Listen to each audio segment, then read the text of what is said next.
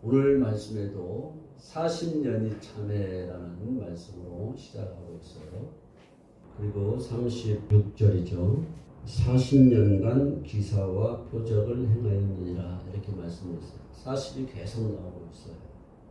우리가 말씀을 나누는 것처럼 40이라는 것은 동침하는 어떤 기간을 이야기하고 있어요. 그래서 동침에서 그 기간이 다 차니까 어떤 것을 행할 수 있고 내놓을 수 있는 그런 상태를 40이라고 해요.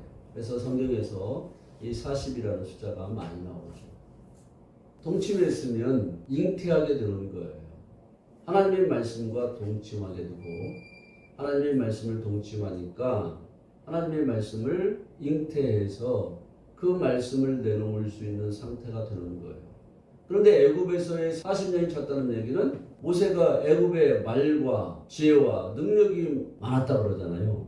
그대로 한번 읽어보면 22절 말씀이죠. 모세가 애굽 사람의 모든 지혜를 배워 그의 말과 하는 일들이 능하더라. 애굽의 지혜를 배우고 애굽의 말을 배우니까 그것을 잉태했다는 얘기예요. 그러니까 그 지혜와 말과 하는 일들이 능력 있게 되는 거예요. 내가 무엇과 동침하는지, 그래서 무엇을 잉태하는지 이게 중요한 거예요. 그런데 오늘 말씀은 40년이 찼다는 말씀인데 어디에서 40년이 찼다라고 하죠? 그 앞에 말씀과 동떨어져서 읽으면 우리가 40이 무엇인지 알 수가 없죠. 미디안 땅에서 나그네가 되어 두 아들을 낳았다는 말씀 뒤에 나오는 말씀이죠. 미디안 땅에서 40년이 찼다는 얘기예요. 미디안 땅에서 채워진 것이 있다는 거예요. 미디안은 싸움, 경쟁, 다스림 이런 뜻을 가지고 있어요. 그러니까 싸우는 것이 채워졌다는 거예요. 다스리는 것이 채워졌다는 이런 얘기를 지금 하고 있는 거예요. 그럼 무엇과 싸우는가? 무엇을 다스리는가? 어떻게 다스리는가? 이 생각을 해볼 수가 있겠죠. 모세는 하나님이 이스라엘 백성들을 애굽에서 끄집어낼 수 있도록 탈출시킬 수 있도록 싸우는 것을 배우는 시간이고 훈련하는 시간을 가졌음을 우리가 추측하면 무리가 되지 않을 거예요. 어떻게 싸울 것인가? 바로 앞에 나가서 싸우는 거예요. 성경 말씀을 계속 보면 바로에게 나가서 하나님의 말씀을 받아서 하나님의 말씀을 그대로 전함으로 싸우는 거예요. 그래서 애굽에서 하나님의 말씀대로 재앙이 내려지게 하고 탈출시키고 이스라엘 백성들을 인도하고 다스리는 존재로 그렇게 세워지는 것을 볼 수가 있어요. 그러니까 모세는 이 미디안 땅에서 그런 준비 기간이고 그런 체험의 시간이었던 것을 우리가 알 수가 있어요. 그 다음에 미디안 땅에서 모세가 두 아들을 낳았는데 그 아들 하나는 게르솜이고 다른 하나는 엘리에셀이라고 그랬어요. 게르솜은 내가 이방 땅에서 나그네가 되었다는 뜻이고 엘리에셀은 하나님은 나의 도움이시다. 나를 도와주셔서 바로의 칼에서 나를 구원하였다. 이런 뜻을 가지고 있어요. 그러니까 미디안 땅에서의 40이 채워지는 그 기간 동안에 나그네로서 하나님의 말씀에 짐을 지고 계속 걸어가면서 그 말씀이 인도하시는 길을 걸어가면서 싸우는 거예요. 말씀이 인도하는 길과 말씀이 인도하는 길이 아닌 것이 나를 잡아 끌 때 거기서 싸우는 거예요. 나 자신과의 싸움을 하는 거예요. 그래서 말씀이 아닌 것들이 나를 생명길이 아닌 것들이 죽음의 길로 가게 하는 것들이 나를 이끌 때 싸워서 이기는 거예요. 왜?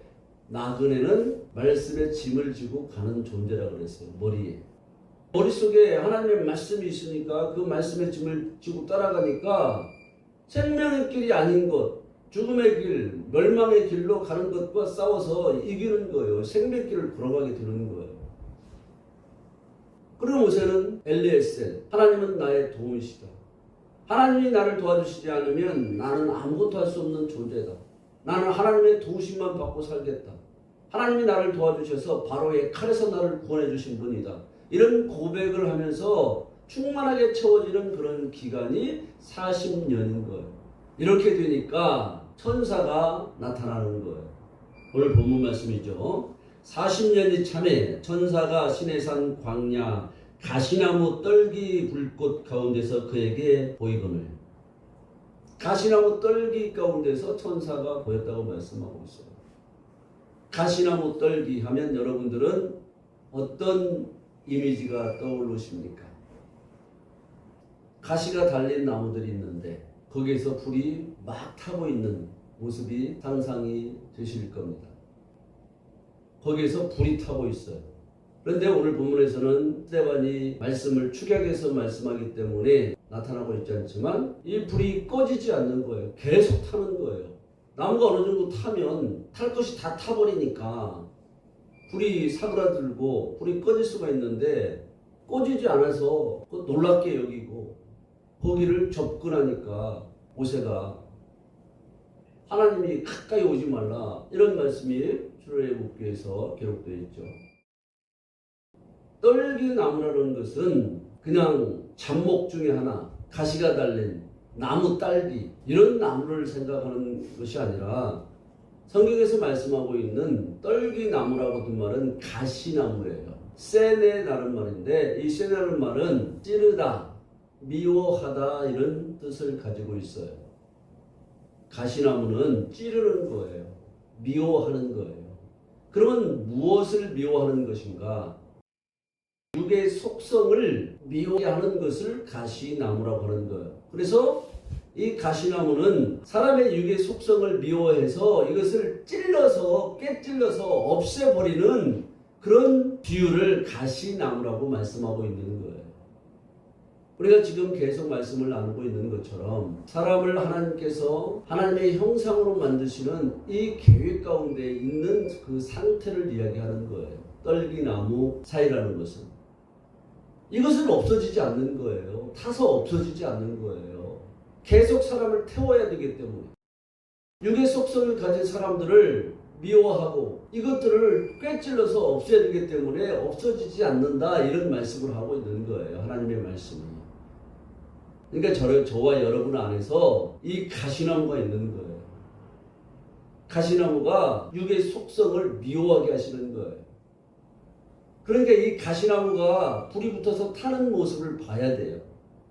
모세는 자기 마음 땅에서 이런 것을 보게 되는 거예요. 우리는 일적으로만 생각하면 이 하나님의 말씀에 진실한 의미를 접근하기가 어려워요.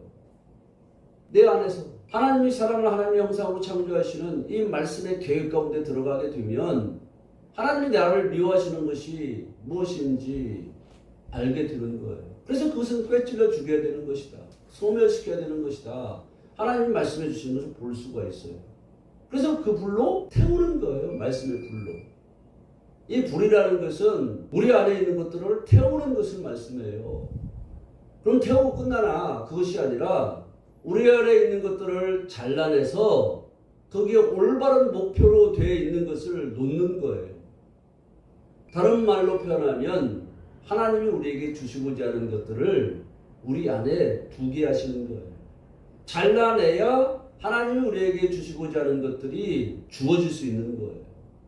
동시적인 거예요. 하나님은 하늘의 것을 우리에게 주시려고 그래요. 그러면 하늘의 것을 주시려고 그러면 그 하늘의 것을 내가 받아들임과 동시에 내 안에 잘라내야 될 것들을 동시에 잘라내야 되는 거예요. 오후 시간에 이 불이라는 말이 어떤 말씀에서 이렇게 불이라는 말이 나왔는지 우리가 말씀을 살펴볼 거예요. 우리 안에 잘라낼 것들을 잘라내면서 그 안에 하나님이 우리에게 올바른 목표로 살아가도록 하늘의 것들을 주시려는 것들을 두는 것을 불이라고 하는 거예요. 이 불이 우리에게 붙어야 돼요. 불이 붙어서 내 안에 잘라낼 것을 다 잘라내며 태우고 하늘의 것들을 올바른 것들을 내 안에다가 두어야 되는 거예요. 지금 이런 상태의 모습의 존재가 모세라는 것을 말씀하고 있는 거예요. 그 다음에 모세가 그 광경을 보고 놀랍게 여겨 알아보려고 가까이 가니 주의 소리가 있어 나는 내 조상의 하나님 즉 아브라함과 이삭과 야곱의 하나님이라 하신대 모세가 무서워 감히 바라보지 못하더라.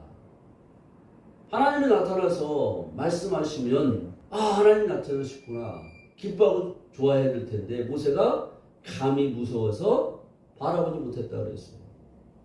많은 성도님들이 하나님을 보고 싶다 그래요. 하나님을 만나고 싶다 그래요. 그런데 실상 하나님 나타나시면 모세와 같은 모습이 될 수도 있어요. 모세가 왜 나는 내 조상의 하나님이다. 아브라함의 하나님이요, 이삭의 하나님이요, 야곱의 하나님이라고 말씀하셨는데 하나님이 말씀하시는 그 말씀을 듣고 모세가 놀랍고 무서워서 감히 바라보지 못하였을까. 모세는 말로만 듣던 우리 조상의 하나님이 계셨대 이런 상태였던 것 같아요. 하나님을 직접 대면하지 못하고 그런데 그 살아계신 하나님이 말로만 듣던 하나님이 정말로 살아계시구나. 그 하나님을 만나면 모세와 같은 그런 상태가 되는 거예요. 감히 하나님 앞에 얼굴을 들지 못하는 그런 존재들이 들어오는 거예요. 하나님을 경외하게 되고 하나님을 무서워할 수밖에 없는 거예요. 내가 만약에 하나님을 진정 만났다면 하나님을 두려워하고 하나님을 경외하는 존재가 되는 거예요. 하나님을 모르니까 그냥 막연하게 말로만 듣는 하나님을 모르니까 살아계신 하나님을 만나보지 못했으니까 하나님을 두려워하지 않고 내 마음대로 살아가는 거예요. 하나님이 살아계시는데 하나님이 그 모든 것을 보고 계시며 정확하게 판단하시고 심판하신다고 하면 그 하나님을 진짜 믿고 그 하나님이 살아계심을 내가 만났다면 하나님 앞에 어떻게 함부로 살 수 있겠어요? 말로만 듣는 이 하나님에서 직접 내가 하나님의 음성을 듣고 하나님을 경험하는 이런 삶으로 나가야 돼요. 그럴 때 하나님을 두려워하고 하나님 앞에서 내가 어디 가든지 피할 곳이 없고 하나님 앞에 살아가는 존재로서 하나님의 인도하심을 따라가며 곁길로 가지 않냐고 살아갈 수 있는 거예요. 모세는 하나님의 음성을 들었는데 뭐라고 하냐면 또 주께서 이르시되 내 발에 신을 벗으라. 내가 서 있는 곳은 거룩한 땅이라 이렇게 말씀하고 있어요. 내 발에 신을 벗으라 그래요. 그래서 오늘날에는 보면 하나님의 부르심 가운데는 그 거룩한 땅이기 때문에 신발을 신으면 안 된다 해서 강단에 올라갈 때 신발을 벗고 슬리퍼를 신고 올라가는 그런 교회들도 많이 있어요.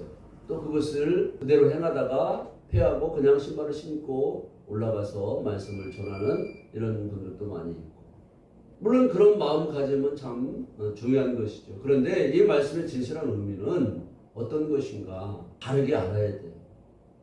바른 머리가 드러나는 것을 말씀해요.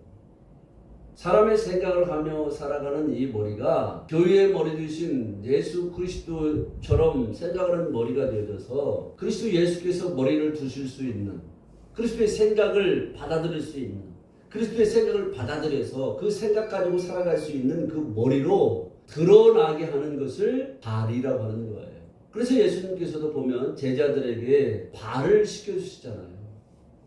그래서 이걸 갖다가 세족식이라고 해서 교회에서 어떤 행사를 하게 되면 섬김의 의식, 사랑의 의식을 행하면서 발을 씻겨주는 이런 것들을 하죠. 그런 걸 통해서 은혜를 나누기도 하지만 이 발 씻김은 말씀으로 씻겨주는 것을 의미하는 거예요.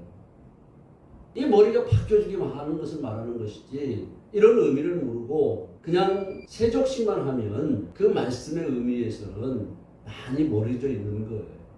이 말씀을 알고 그냥 단순하게 섬긴다 이런 것이 아니라 머리가 바뀌게 해주는 것을 말하는 거예요. 하나님의 말씀을 잘 전해서 그 말씀을 잘 이해하고 그 말씀을 잘 따라올 수 있도록 인도해 주는 것이 세족식인 거예요. 머리가 드러나게 하는 거예요. 내 생각대로 살지 않고 그리스도의 생각을 받아들여서 그리스도처럼 생각하고 그리스도처럼 말하고 그런 존재 상태로 살아가게 하는 것이 씻겨주는 것이지, 그냥 이런 의미도 모르고 단순하게 세족식만 하면 그것은 다시 한번 생각해 봐야 되는 거예요. 발에 신을 벗으라 그래요. 신은 나알이라는 말인데 히브리어로 묶다, 빗장을 걸어 잠그다 이런 뜻이에요. 그러니까 머리가 드러나게 하는 것을 묶어놓은 상태를 말하는 거예요. 신을 신고 있다는 얘기는. 머리가 드러나지 못하도록 이렇게 묶어놓은 상태, 빗장을 질러놓은 상태를 이야기하는 거예요. 그러면 문이 닫혀서 문을 열 수가 없어요. 함부로. 이런 상태를 말하는 거예요. 머리가 드러나야 되는데 새 머리가 드러나야 돼.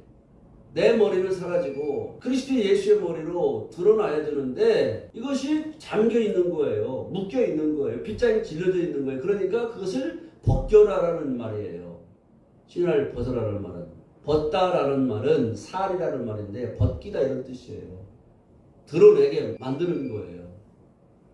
그러니까 모세에게 내 발에 신을 벗으라라는 말은 너 머리가 드러나게 하여라. 이제 말씀의 짐을 지고 갔으니까 완전히 그것들이 빗장이 풀려가지고 이제 생각하는 머리가 틀린 거예요. 애굽에서 40년이 찼을 때는 애굽의 교육을 받고 학문을 배우고 군사훈련을 하고 정치를 또 말을 배우면서 사람들을 어떻게 다룰 것인가, 백성들을 어떻게 자기 뜻대로 인도할 것인가 이런 것을 배워서 그것으로 가득 찬 40년이었는데 이제는 미디안 땅에 가니까 말씀의 짐을 지고 머리에 그러니까 머리가 변화되는 거예요. 생각하는 것이 변화되는 거예요. 하나님의 말씀을 따라서 생각하는 거예요. 말씀하던 그런 존재가 되어져 가는 거예요. 그러니까 빗장이 벗겨지는 거예요. 그런 곳을 거룩한 땅이라고 하는 거예요. 마음 땅의 상태를 말하는 거예요. 모세가 서 있었던 그 물리적인 공간에 그 자리가 거룩한 땅이라는 것이 아니라 모세의 마음 땅이 그렇게 되었다라는 얘기예요. 빗장이 벗겨지니까 묶였던 것들이 풀려지니까 그렇게 되는 거예요. 하나님은 또 여호수아서에도 여호수아가 정탐하러 여러 곳을 가게 될 때 군대 장관이 갑자기 나타나요. 여호수아 앞에. 그러면서 당신이 누굽니까? 그러니까 나는 여호와의 군대 장관으로 너에게 왔다. 그래요. 그러면서 여호수아에게 뭐라 그러냐면 내 발에서 신을 벗어라. 네가 선 곳은 거룩한 땅이니라. 모세에게 여호와 하나님께서 나타나서 말씀하시는 것처럼 여호와의 군대 장관이 이렇게 똑같이 말씀하는 것을 볼 수가 있어요. 여리고를 정탐하고 여리고를 무너뜨려야 되는데 이런 상태가 돼야 된다는 거예요.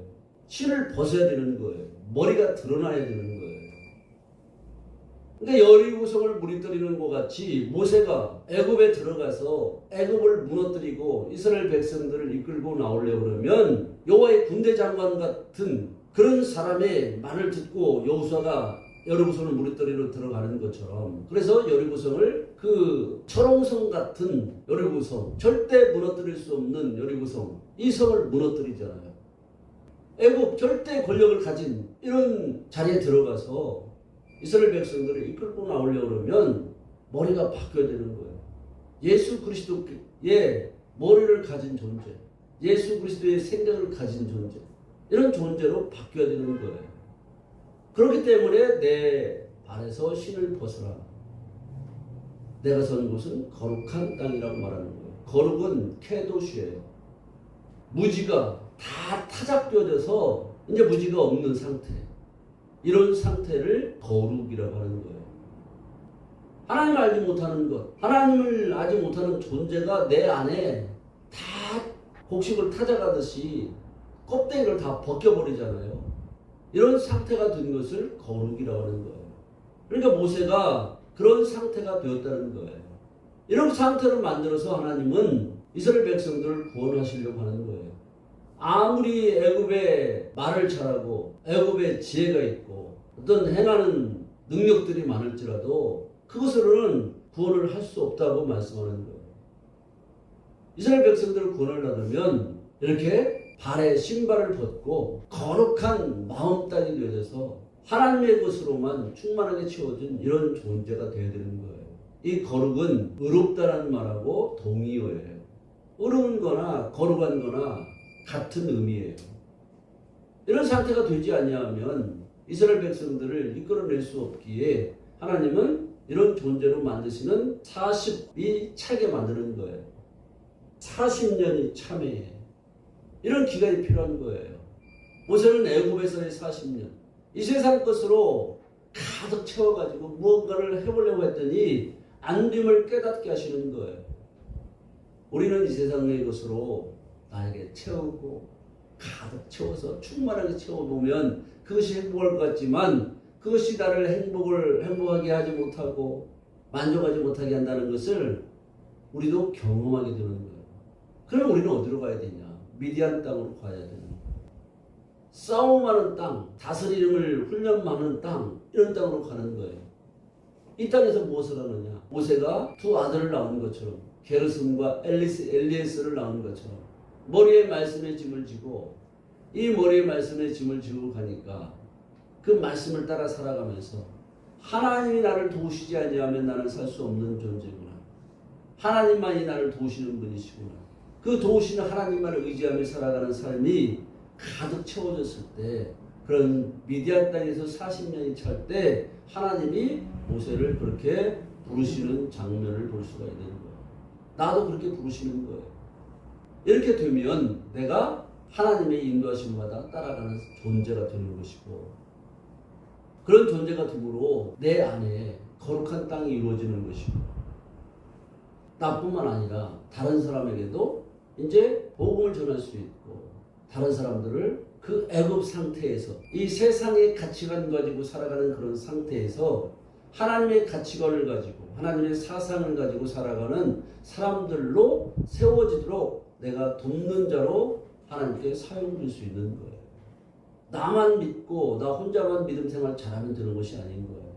이 복음은 받았으면 주는 것까지 포함되는 거예요. 받고 가만히 있는 상태에 머무는 이런 복음은 없어요. 복음을 받았으면 반드시 전하는 것까지 포함되는 거예요.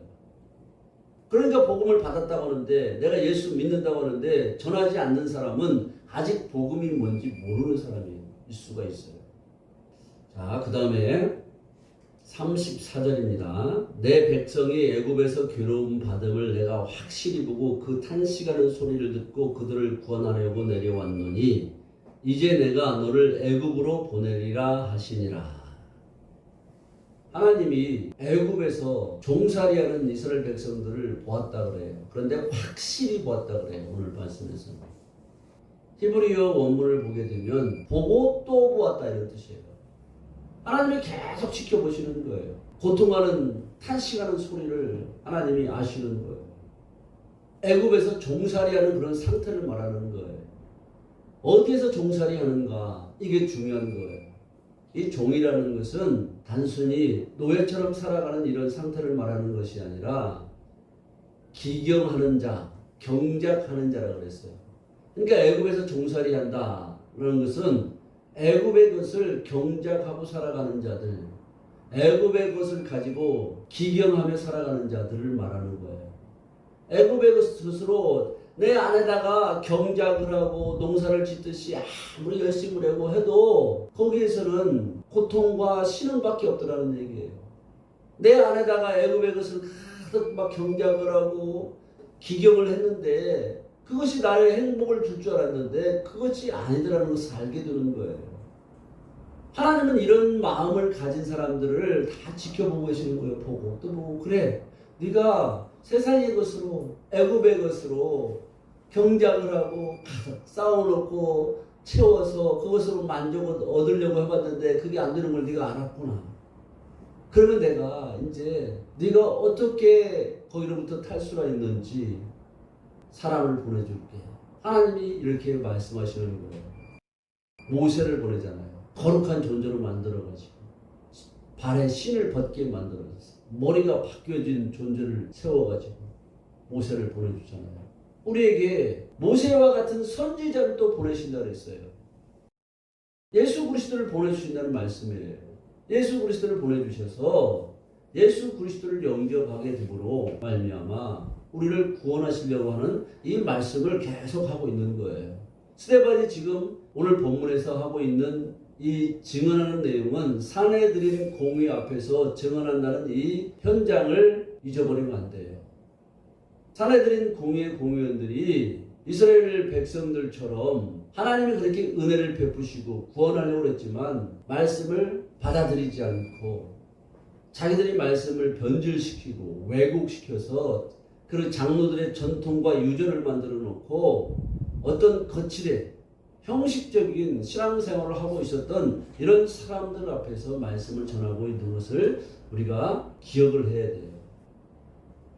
이렇게 하나님의 말씀을 받은 자들, 하나님의 말씀을 주어서 보내는데 그 말씀을 받고 따라 살아야 애굽에서 나올 수 있는데, 사내들인 공의의 공의원들은 지금 하나님의 말씀을 가졌다고 하지만, 하나님의 말씀을 해석해 준다고 하지만 그 말씀을 올바르게 해석할 수 모르고 그냥 그 껍데기만 갖고 있고 이렇게 살아가는 사람들에게 말씀을 전하고 있는 거예요.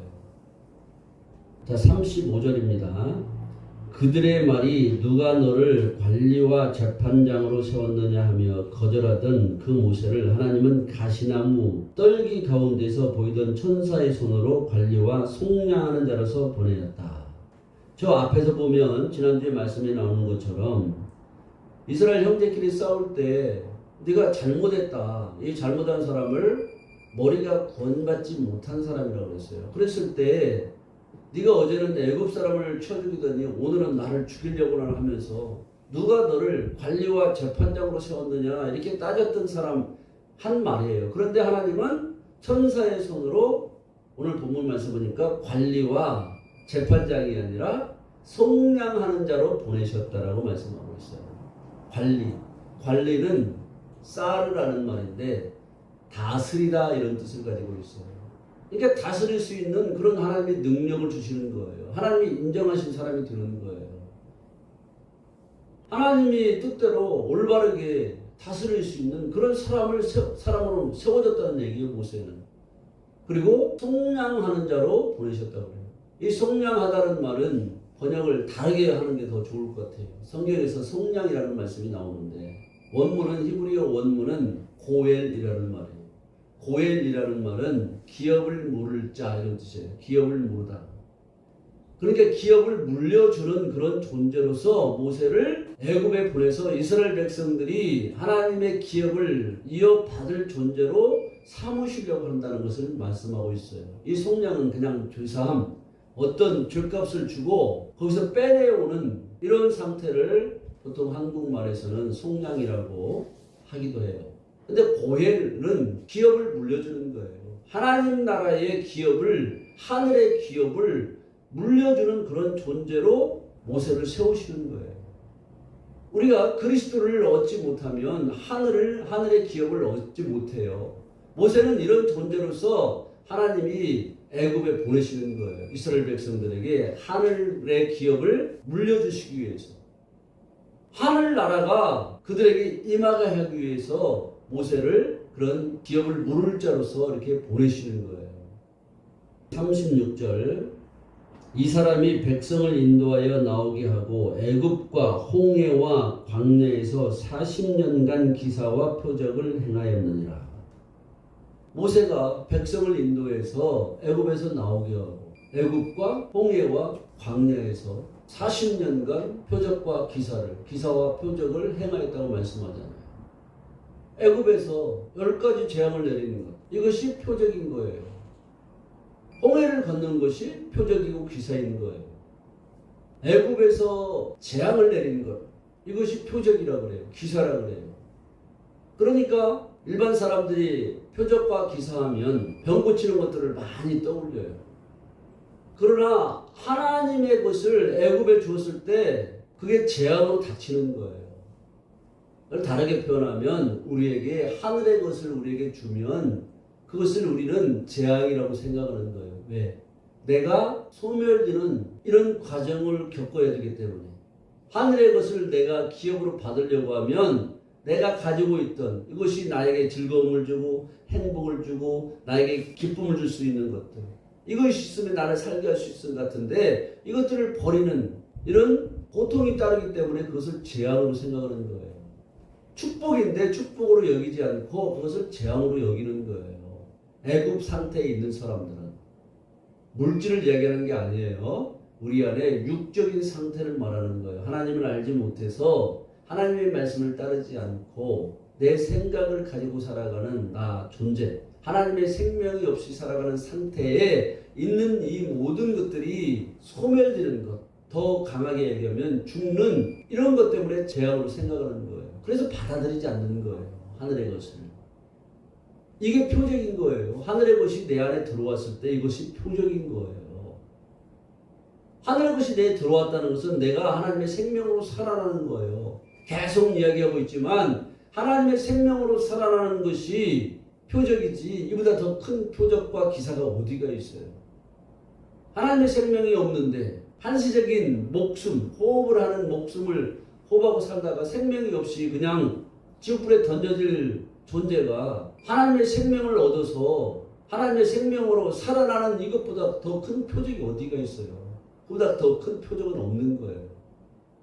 홍해를 걷는 것이 기사와 표적이라고 해요. 홍해.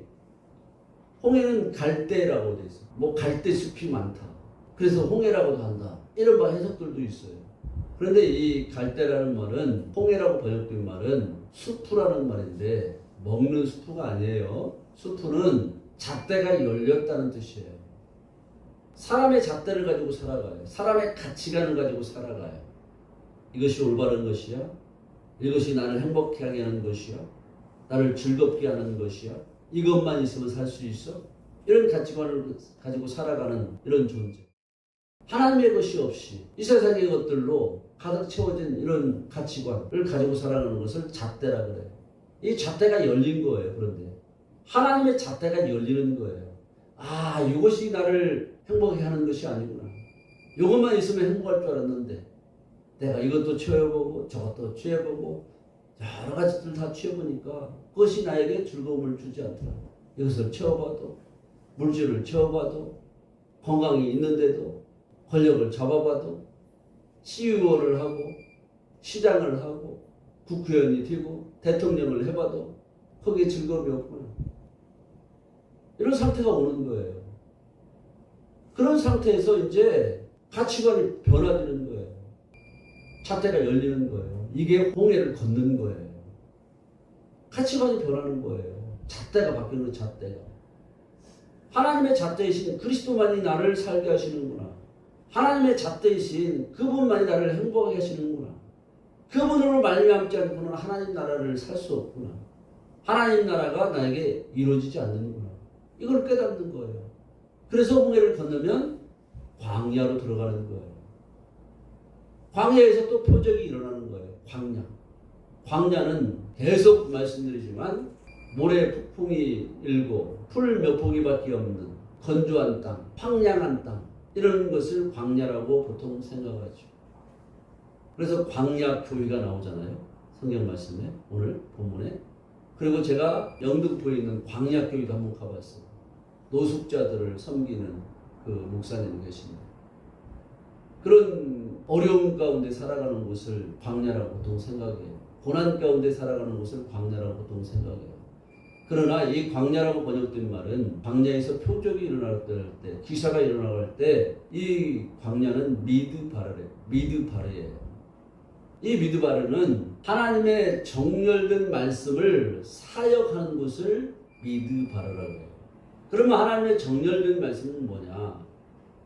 하나님이 사람을 하나님의 형상이신 그리스도에게까지 자라가도록 하나님의 형상으로 창조하시는 이 말씀이 아주 정확하게 정렬되어 있는 것을 말씀하고 있어요. 이 말씀 속으로 들어갔다는 이야기지 단순하게 모래바람이 일고 바람이 거세게 불면 모래 폭풍이 일어나고 마실 물도 없고 건조하고 황량한 땅 이런 곳을 광야라고 하지 않아요. 말씀 안에 들어가 사는 삶을 광야라고 하는 거예요. 말씀 안에 들어가 사는 삶을 살게 되면 이 세상에 먹을 것이 없는 거예요. 이스라엘 백성들이 그래서 광야에 들어가니까 먹을 것이 없다, 마실 물이 없다 그러잖아요. 이 세상에 물이 없는 거예요. 이 세상에 먹을 것이 없는 거예요. 이 세상 사람들이 즐기고 먹는 것들이 없는 거예요. 물리적인 음식을 말하는 게 아니에요. 사상의 물을 얘기하는 거예요. 말씀 안에 거하는 삶에는 하늘의 물만 있어요. 이 세상에 사상의 물이 없는 거예요.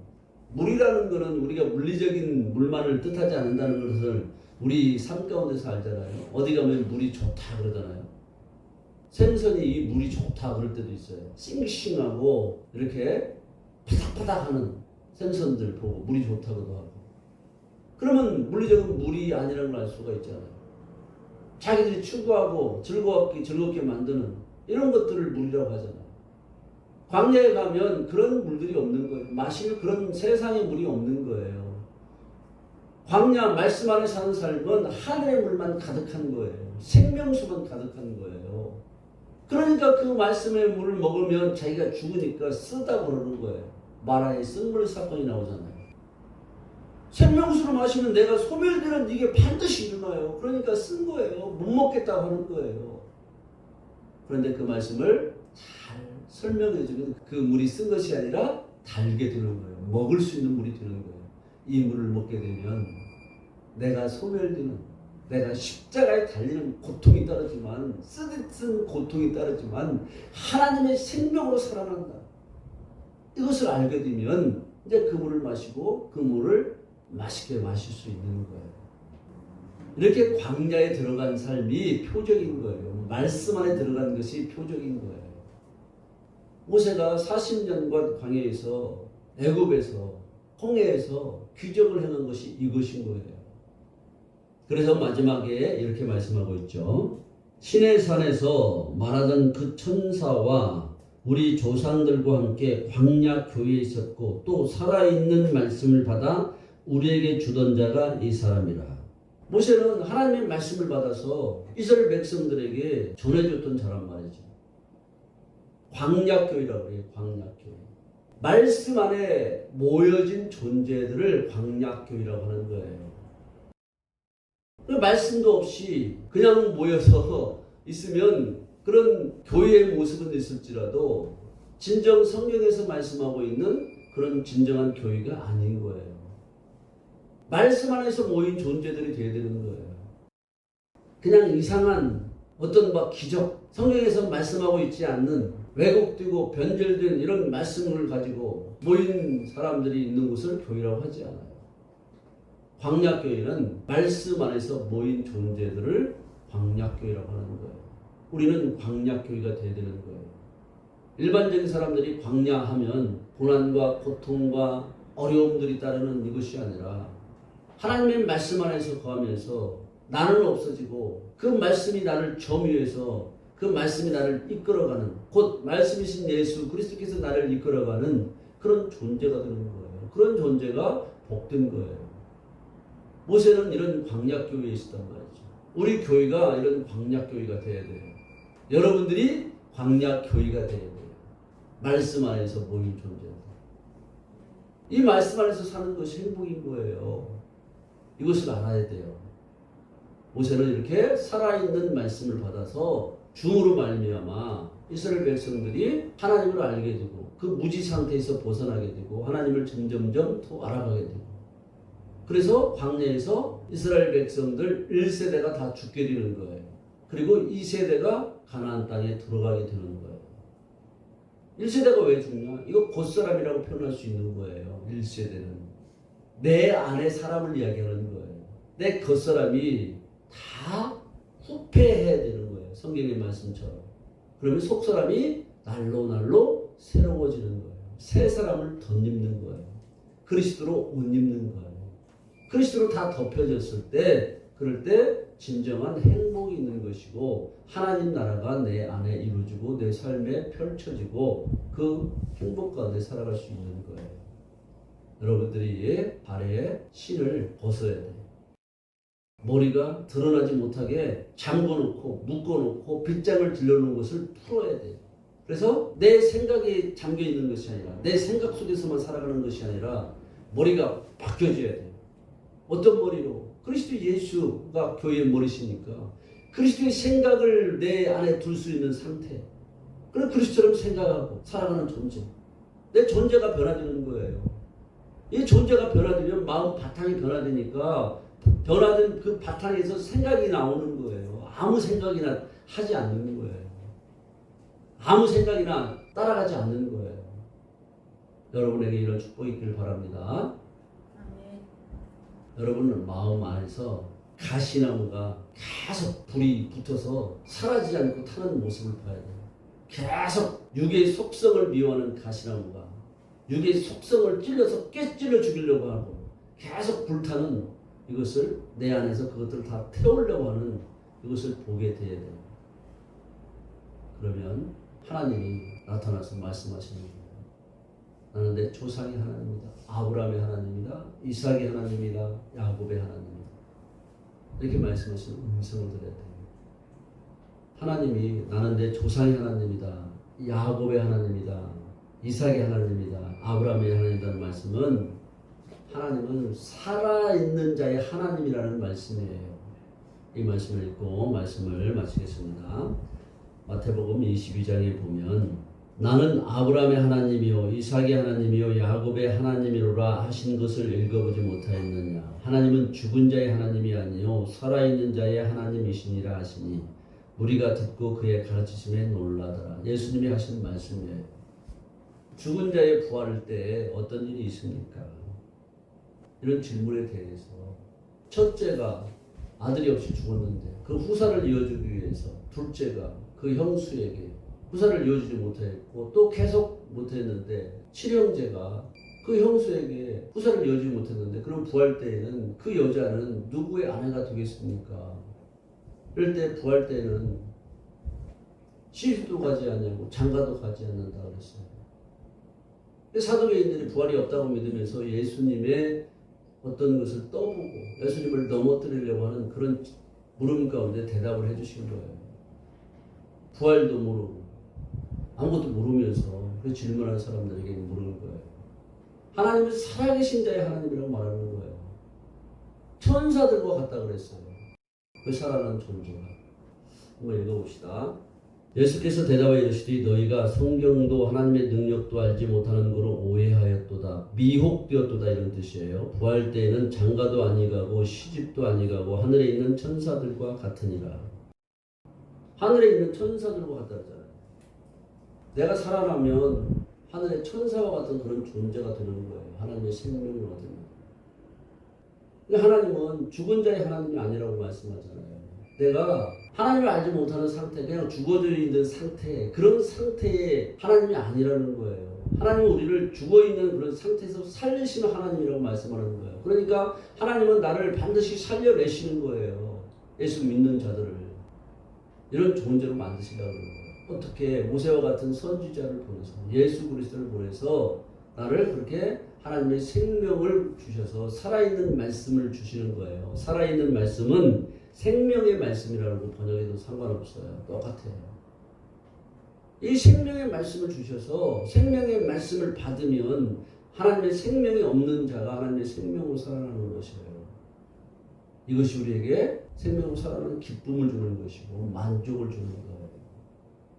여러분에게도 이러한 신발이 다 벗어서 신발을 벗어서 머리가 완전히 드러나서 머리가 바뀌어지고 크리스도처럼 살아가는 그런 축복이 있기를 우리 주 예수 그리스도 이름으로 축원합니다. 오늘의 말씀이 마음에 깊이 남으셨다면 좋아요, 구독, 알림을 부탁드립니다. 말씀의 은혜를 나누는 공유 버튼을 누르는 것, 그것이 바로 세상을 향한 작은 전파 선교사의 첫걸음입니다. 다음 영상에서 또 은혜로운 말씀으로 뵙겠습니다.